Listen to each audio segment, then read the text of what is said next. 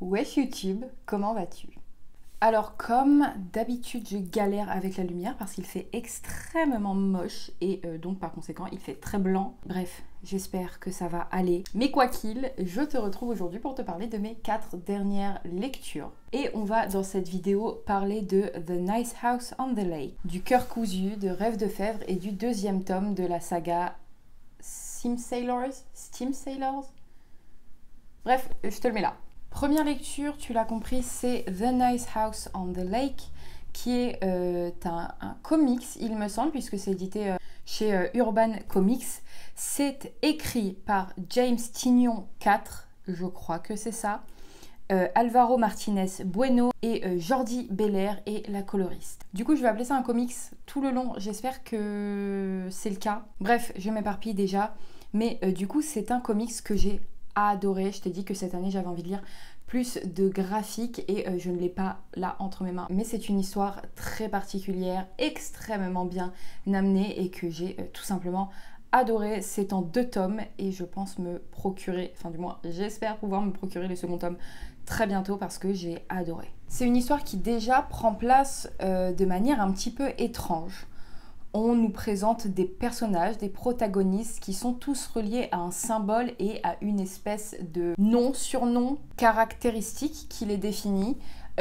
Style, il y en a un, c'est l'artiste, la médecin, enfin tu vois ce que je veux dire. Et ces différents personnages se retrouvent invités en vacances par une connaissance commune, un ami qui s'appelle Walter. Walter, en fait, ce qu'il fait, c'est qu'il invite plusieurs de ses amis proches qu'il a rencontrés à différentes périodes de sa vie, que ce soit à la fac, plus tard, dans un bar, bref, des gens qui ont compté pour lui à un moment. Il a envie de les rassembler au même endroit et il va donc leur faire parvenir une invitation un petit peu étrange dans laquelle il leur dit à chacun qu'ils ne savent pas qui d'autre est invité, mais que ce ne sont que des gens qui sont importants pour lui et qu'il tient vraiment au fait qu'ils soient présents pour ces dites vacances. C'est alors que tous nos personnages se retrouvent et en même temps se découvrent dans une maison, enfin vraiment c'est une villa à ce niveau-là, le truc est énorme, il y a genre un cinéma, une piscine, bref, au bord d'un lac, isolé au milieu de la forêt. Nos protagonistes repèrent un peu les lieux, ils comme je te disais, se rencontrent pour certains, pour d'autres se retrouvent après des années et personne ne sait vraiment ce qu'ils font là, pourquoi Walter a tant voulu les convier dans cet endroit et quelques heures après leur arrivée, il semblerait qu'en fait, partout ailleurs sur la planète, à part dans cet endroit, ce soit la fin du monde, que les gens soient en train de mourir dans des circonstances et de manière absolument atroce. Eux ne sont pas touchés et démarre alors ce huis clos absolument fantastique. Les choses se mettent en place vite, les choses s'accélèrent vite et donc en fait on est embarqué extrêmement rapidement dans le flot de tout ce qui est en train de se dérouler. On ne sait pas où ça nous emmène. En plus de ça, il y a des temporalités qui sont très intéressantes. C'est intriguant, c'est angoissant à des moments, c'est palpitant, c'est intelligent vraiment dans la mise en place, dans la construction, aussi bien dans le style que visuellement, dans les planches, la mise en page est, je trouve, parfaite pour ce qu'on est en train de nous raconter et de nous proposer. Et très vite, on comprend que Walter sait des choses parce qu'il n'a donc pas convié tous ses amis ici pour rien. Et on est complètement embarqué avec eux. C'est vraiment génial. Je ne veux pas t'en dire plus parce que ce serait te gâcher la surprise et le plaisir de bien des choses.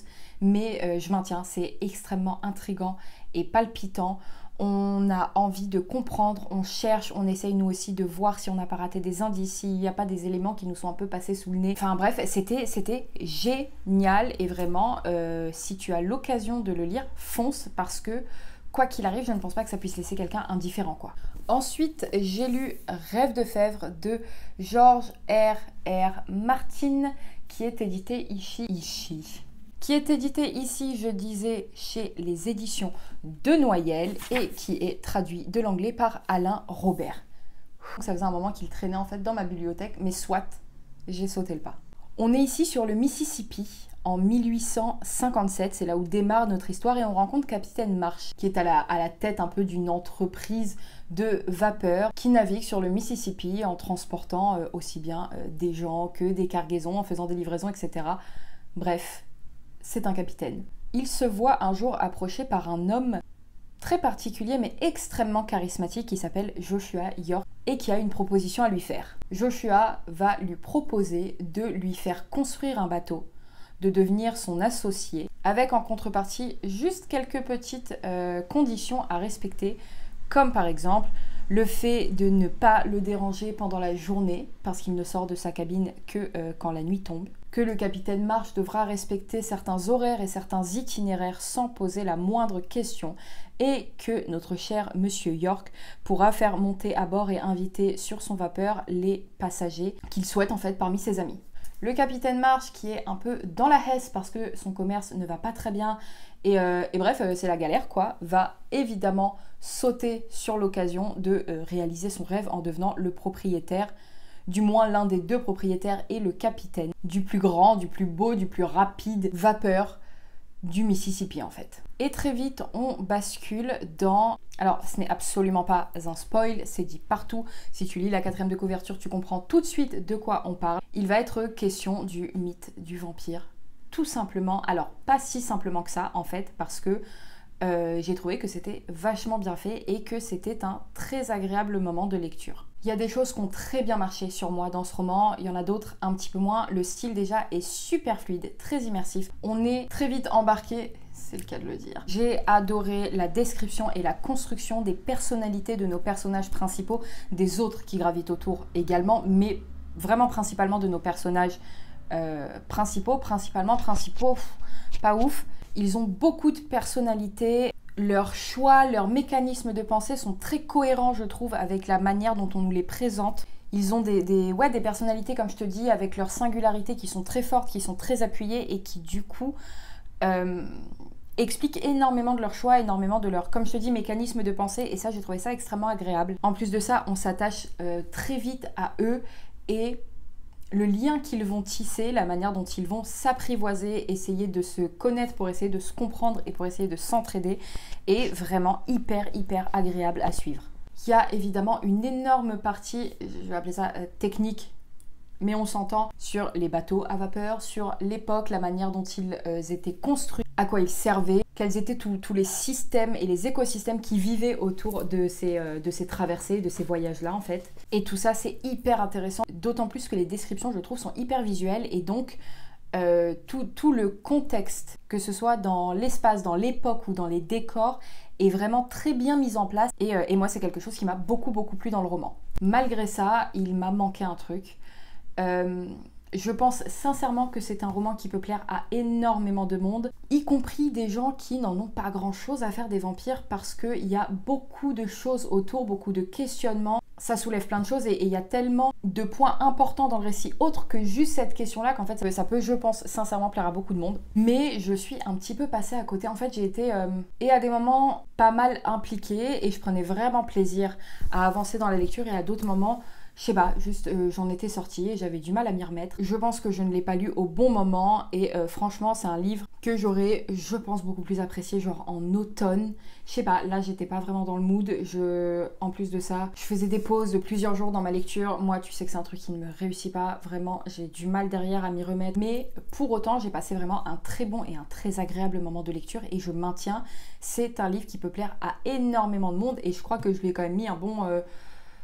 3,5 sur 5 et ma note aurait pu être plus si je l'avais lu, encore une fois, au bon moment. Pour terminer vite fait sur ce livre, j'ai oublié un point, j'ai beaucoup aimé l'approche autour justement du mythe du vampire qui n'est pas hyper facile et évidente comme ce à quoi on pourrait s'attendre, c'est beaucoup plus nuancé. Et comme je te dis, on tisse autour tout un contexte dans l'époque, dans les liens entre les personnages, c'est, je trouve, bien amené. Et ouais, c'est plutôt finement fait, je trouve. Ensuite, on parle de Steam Sailors, du coup, c'est ça qu'on dit. J'ai lu / écouté le deuxième tome qui s'appelle Les Alchimistes. Le premier, c'était l'Héliotrope, le nom du bateau. C'est un livre qui est édité chez Gulfstream, qui est écrit par E.S. Green et qui est lu là par Adélaïde Poulard. Alors, je vais pas te dire trop de choses sur ce livre parce que c'est un deuxième tome. Et naturellement, si je commence à t'expliquer ce qui se passe dans ce deuxième tome, je te spoil complètement le premier. Pour te remettre un peu les bases, Steam Sailors, c'est l'histoire d'une jeune fille qui s'appelle Prudence et qui, semble-t-il, a certaines facultés.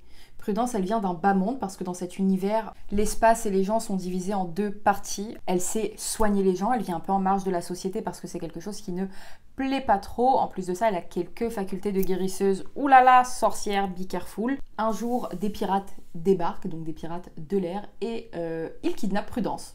Ils finissent par accepter de la garder à bord parce que, comme je t'ai dit, Prudence s'est soignée et que c'est giga pratique à bord d'un bateau de pirates qui font la bagarre toute la journée. Et puis il va leur arriver plein de choses et surtout on va se rendre compte que et ces pirates et Prudence ont peut-être quelque chose à jouer dans la résolution de certains secrets qui semblent oubliés, dont tout le mystère qui plane autour des alchimistes, des espèces de mages qui nourrissent un peu les légendes urbaines et qui ont, semble-t-il, totalement disparu. Bref, j'espère que j'ai été claire pour ce deuxième tome, on a quand même bien avancé dans l'histoire et c'est une excellente suite qui est totalement au niveau du premier tome et ça c'est pas toujours le cas. En fait très souvent dans les sagas je suis déçue. Quand il y a un très bon premier tome, je trouve que c'est difficile de garder le rythme et là il est aussi bon que le premier. Vraiment j'ai passé un excellent moment. Je te l'avais déjà dit pour parler du premier tome mais j'adore l'univers steampunk, je trouve que tout est bien fait, les liens entre les personnages sont géniaux, ils ont tous des personnalités tellement attachante, c'est bien construit, c'est pas trop compliqué pour rien, il n'y a pas des fioritures partout dans l'histoire pour essayer de construire un monde qui serait...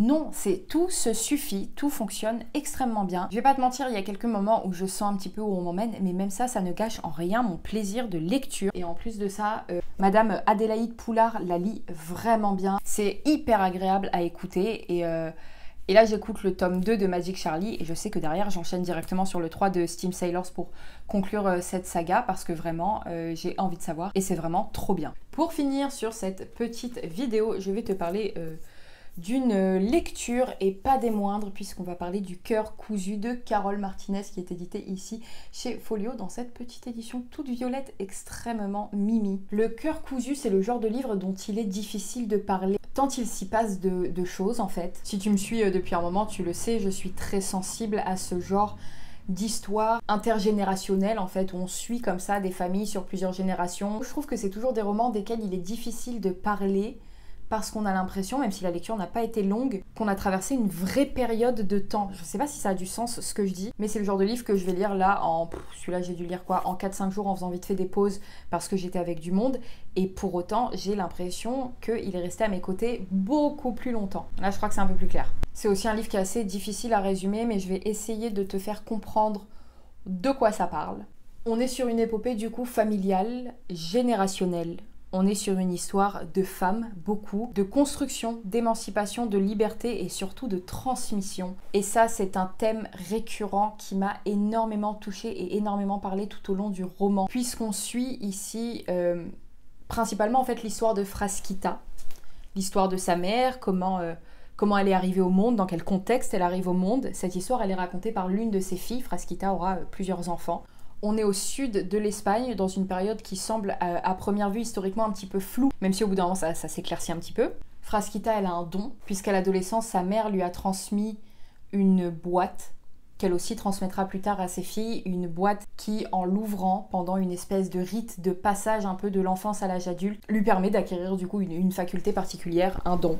Bref, Frasquita, elle recoue, elle répare, elle reprend, et elle ensorcelle un peu malgré elle chacun de ses coups d'aiguille, chacune de ses créations. Et c'est un peu le postulat de départ de l'histoire. Ce qui m'a frappé tout de suite dès les premières lignes du livre, c'est la plume qui, à mon sens, est absolument sublime. Les mots sont beaux, ils sont choisis, ils sont posés, on sent que tout y est mesuré aussi bien dans leur sens que dans leur musicalité. Ils sont là pour une raison en fait. C'est fin, c'est pas poussif, et j'ai pas trouvé ça lourd ou trop maniéré, tu sais, du style j'essaye de montrer que je sais bien écrire. On sent que c'est sa patte, que c'est sa plume, et purée, qu'est-ce que c'est beau. J'ai corné énormément de pages.